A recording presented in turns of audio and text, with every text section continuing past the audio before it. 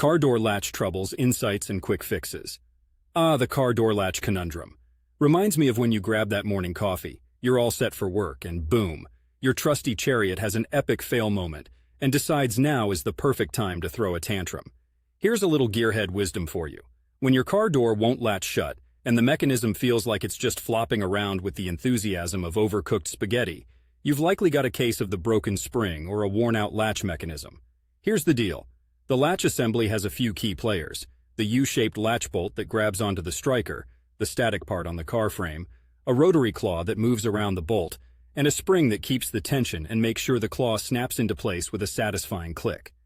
If the spring has gone kaput, or the latch is just worn down from years of faithful service, you get a door that won't stay closed.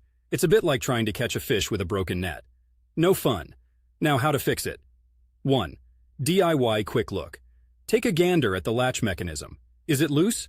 Are any pieces looking more like abstract art than functional car parts? If it's obviously broken, you've got your answer. 2. Clean and grease. Next, try cleaning out any dirt or debris. You'd be surprised how much gunk can accumulate in there.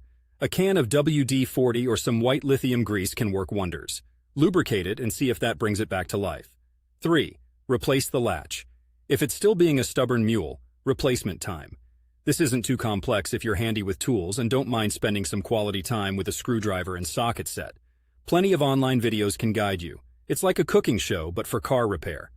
4. Call in the pros. If DIY isn't your style, any decent mechanic can sort this out. I'm based in Portland, Oregon, and can vouch that we have some top-notch folks here who could handle it without breaking a sweat. Bottom line, don't tape that door shut and hope for the best. A door flying open is the last thing you want on your morning commute. You're not in a 70s cop show doing a stunt roll out of a moving car. Keep it safe, get it fixed, and happy driving.